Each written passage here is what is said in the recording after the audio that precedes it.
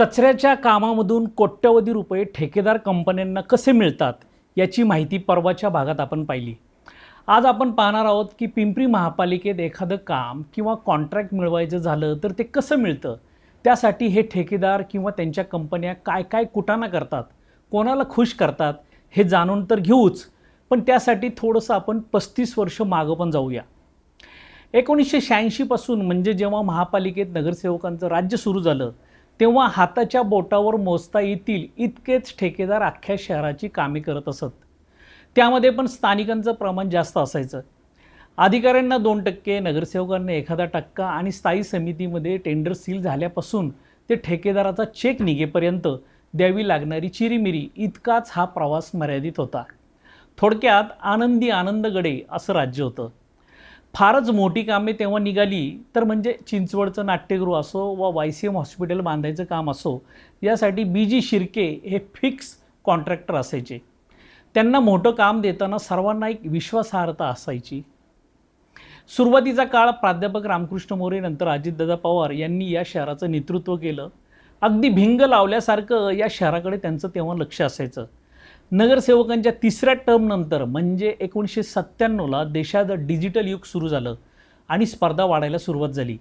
मग बाहेरचे ठेकेदार देखील पिंपरी चिंचवड महापालिकेत इंटरेस्ट दाखवू लागले. त्यामुळे जुन्या म्हणजेच येथे मोनोपॉली असलेल्या ठेकेदारांचे धाबे जाणवू लागले. मग सगळे ठेकेदार एकत्र यायचे व शहरातील वजनदार नगरसेवक पदाधिकारी यांना साकडे घालून नवीन ठेकेदारांचे येथे घुसण्याचे रस्ते बंद करण्यास त्यांना सांगायचे. नगरसेवकही मग नव्या येणाऱ्यांना तू टेंडर भरू नकोस असा दम द्यायचे. हा दम देण्यासाठी पण नगरसेवकांना पैसे मिळू लागल्याने ते खुश असत. पुढे मग 2000 सालानंतर नगरसेवकांना वाटू लागले की जर आपण ठेकेदारासाठी शब्द टाकतोय, त्याला फायदा करून देतोय, तर मग आपणच ठेकेदार का होऊ नये. असे सुपीक विचार त्यांच्या डोक्यात आल्यानंतर मग नातेवाईकांच्या नात्यावर NGO काढण्यापासून ते कॉन्ट्रॅक्टरचं लायसन काढून कामे घेण्यापर्यंत अप्रत्यक्षरित्या नगरसेवकच ठेकेदार बनले. अगदी सार्वजनिक संडास धुण्याच्या कामापासून ते एखाद्या पूल बांधायच्या कामापर्यंत नगरसेवकांशी संबंधित सोयरे म्हणजेच त्यांनी निर्माण केलेल्या एजन्सी व कंपन्या पालिकेचे काम घेऊ लागल्या. पालिकेचा विस्तार व पसाराच प्रचंड वाढू लागल्याने कामे पण वाढत होती. नगरसेवकच ठेकेदारी करून पालिकेच्या कामांवर डल्ला मारतायत हे बघून मग अधिकाऱ्यांनी पण आपल्या ओळखीपाळखीच्यांच्या नावे कामे घ्यायला सुरुवात केली. तसेच एखादं काम आपल्या जवळच्या ठेकेदाराला मिळवून देताना पर्सेंटेज ठरवण्याचं काम अधिकारी करू लागले. पालिकेची कामं म्हणजे जणू समुद्र झाला होता. कितीही कामे केली तरी हा समुद्र काही आटत नव्हता. चुकीची कामं करून बिलं काढणं, टेंडरची रक्कम फुगवणं, 20 रुपयांची वस्तू 200 रुपयाला दाखवणं असे प्रकार मग सुरू झाले. राष्ट्रवादी काँग्रेसच्या सत्ता काळात तर या भ्रष्टाचाराचा कहर झाला. काही आर्थिक घोटाळे त्यांच्या काळातील जसे की सांगवीमधील CNG गॅस वाहिनी असो, YCM मधील HBOT मशीन असो, विठ्ठलाच्या मूर्तीचा घोटाळा असो आदी प्रकार बाहेर आले. काही प्रकरणांमध्ये अधिकाऱ्यांना शिक्षा झाली, तसेच त्यांच्या पगारातून किंवा पेन्शनमधून वसुलीही झाली. पुढे मग 2017मध्ये भाजपचे सत्तापर्व पालिकेत सुरू झालं.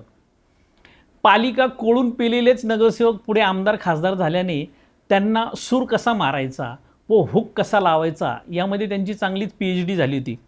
कारण जरी सत्ता भाजपची होती तरी हे विद्यार्थी सगळे काँग्रेस राष्ट्रवादीच्या तालमीत तयार झालेले होते. कोरोना काळात तर खोटे पेशंट दाखवून बिल लाटलं म्हणून अजित पवार नावाच्या एका अतिरिक्त आयुक्तांना निलंबित व्हावं लागलं. मात्र त्यांच्याकडून काम करून घेणारे नामानिराळे राहिले. आता आपण मुख्य मुद्द्याकडे येऊ. पालिकेचे उत्पन्न जसजसे वाढत होते तसतसे या दुभत्या गायीच्या धारा काढण्यासाठी मग चढाओढ सुरू झाली. राज्यकर्त्यांनी तर परस्परांमध्ये सामंजस्याने शहराची वाटणी केली. आपल्या नातलगांना कामं मिळण्यासाठी सेटिंग्ज तर क्रीम कामांमध्ये रिंग होऊ लागल्या. अशातच जोडीला स्मार्ट सिटीचा निधी आल्यानं तर 5ही बोटे तुपात असल्याची अवस्था राज्यकर्त्यांची झाली. अधिकारी म्हणजेच प्रशासन ही तशी पाहायला गेले तर भित्री जमात. हा अधिकारी वर्ग पैसे पण खायचा व राज्यकर्ते म्हणतील तसे नियम पण वाकवायचा.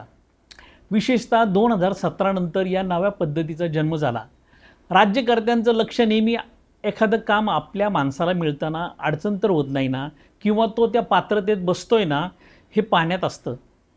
कसंही करून काम मिळवायचं झालं तर मग निविदेतील नियम, अटी, शर्ती बदलण्यास अधिकाऱ्यांना सांगितलं जातंय, अशी खुलेआम चर्चा आजही शहरात आहे. प्रशासनाला यांच्यापुढे जी हुजूर आणि यस सर म्हणण्याशिवाय पर्याय नव्हता. पुढे पुढे तर एखाद्या कामाचं इस्टिमेट कॉस्ट ठरवण्यामध्येही हे राज्यकर्ते लक्ष घालू लागले. एखाद्या गुन्ह्याचा तपास करण्यासाठी ज्याप्रमाणे पोलीस खात्यात गुन्हे शाखा हा विभाग असतो, त्याप्रमाणे महापालिकेने भविष्यात कुठली कामे केली पाहिजे, कुठल्या कामातनं चौपट फायदा कसा होईल, अशी कामे काढण्यासाठी तज्ज्ञ अभ्यासू मंडळींच्या टोळ्या राज्यकर्त्यांच्या वळचणीला राहू लागल्या. त्यातूनच मग सल्लागार हा नवा प्रकार जन्माला आला. प्रत्येक प्रकल्पासाठी सल्लागार नेमण्याची पद्धत रूढ झाली. थोडक्यात 4 आण्याची कोंबडी आणि 12 आण्याचा मसाला असं स्वरूप तयार झालं. 100 कोटींपासून ते 1200 कोटींपर्यंतची कामं, मग ते जलवाहिनीचं काम असो की गटारगंगा झालेल्या शहरातील 3 नद्या स्वच्छ करणं असो, अशा अत्यावश्यक कामांमधूनही कमाईचे नवीन शोध लागू लागले. मग अशी ही मोठी कामे कोण करतं, कोणत्या कंपन्या आहेत, याचा शोध घेतला जाऊ लागला. त्यांना बोलावून घेत पार्टनरशिपची ऑफर द्यायची. तिथे समजा नकार मिळाला तर पर्सेंटेजवर सौदा पक्का करायचा. थोडक्यात एखाद्याला अमुक काम 150 रुपयात परवडतं, परंतु तो टक्केवारी किंवा पार्टनरशिपला तयार नसेल तर मग तेच काम पालिका अधिकाऱ्यांना सांगून 300 रुपयात बसवा असं सांगण्यात येऊ लागलं. म्हणजे मग वरचे 150 रुपये ही मंडळी हाणायची.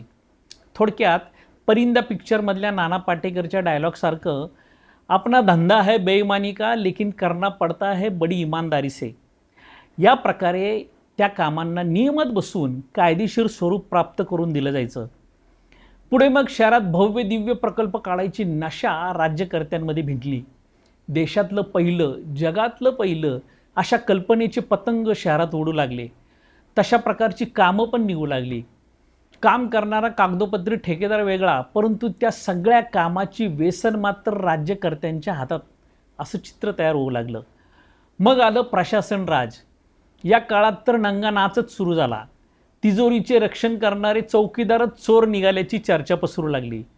करोडोंची कामे चणे फुटाने वाटावेत तसे या राजवटीत राज्यकर्त्यांच्या सांगण्यानुसार खिरापतीसारखी देण्यात आली. तिजोरी सांभाळण्याची जबाबदारी असलेल्या 3 चौकीदारांनी तर मग हे सगळं बघून आपले पण हात धुवून घेतले. एकूणच पालिका धुवून काढण्याची धुवाधार बॅटिंग सुरू असताना जे राज्यात कुठंच नाही असे प्रकल्प, योजना, अशी कामे पिंपरीत आणण्याचा चंग बांधण्यात आला. अँटनी नावाची ही वीज निर्मिती प्रकल्प करणारी कंपनी मग पिंपरी चिंचवडमध्ये अवतरली. काम मिळवायचं असेल तर पालिकेत कोणाचा वट आहे हे अशा मोठमोठ्या कंपन्या बरोबर हेरत. ब्राझील येथील लाराबरोबर कोलॅबरेशन असल्यानं मोशी कचरा डेपोत वीज निर्मितीचं काम या अँटनी लारा कंपनीने मिळवलं. आता 2017मध्ये नेमकं शहरात कचऱ्यावर वीज निर्मिती करण्याचं खूळ पहिल्यांदा प्रशासनाच्या डोक्यात आलं की राज्यकर्त्यांच्या डोक्यात आलं, हे आता चौकशी अंतीच स्पष्ट होणार आहे. पुढं काय घडलं हे तर आता आपल्या सगळ्यांना माहितीच आहे. तर असा हा सगळा एकूण प्रवास आहे. आता राज्यकर्त्यांनी तर पालिकेच्या भूखंडावर पण डोळा ठेवून ते लाटण्याचा नवा उद्योग सुरू केला आहे. पुनावळेमधलं शाळा आरक्षणाचं उदाहरण अगदी अलीकडचं ताजं म्हणावं लागेल. या शहरातील प्रत्येक सुज्ञ नागरिकास, सार्वजनिक जीवनात कार्यरत असलेल्या मंडळींना यामागे नेमके कोणकोणते राज्यकर्ते असू शकतात याचा बहुधा आता अंदाज आला असेलच. ही स्टोरी मांडताना अनेकदा स्पष्ट नावांचा उल्लेख करता आलेला नाही, कारण या व्यवहारांचे स्वरूप असं होतं की त्याचे ठोस पुरावे सार्वजनिकपणे समोर येणं दुर्मिळच राहिले. खेद या गोष्टीचा वाटतो की ज्या पालिकेच्या जीवावर आपलं तुडुंब पोट भरलं आहे तरी देखील अनेकांना सारखी भूक लागतेच आहे. असो, तर आपल्याला काय वाटतं? आपल्या प्रतिक्रिया कमेंट स्वरूपात आम्हाला नक्की कळवा. धन्यवाद पिंपरी चिंचवडकर. आपल्या सहकार्याने पिंपरी चिंचवड न्यूजने फेसबुक आणि इंस्टाग्रामवर 1 लाखाचा टप्पा पार केलाय. त्याबद्दल आभार. असंच प्रेम देत रहा. सोबत आमच्या सर्व डिजिटल प्लॅटफॉर्मला लाईक, फॉलो आणि सबस्क्राईब करा.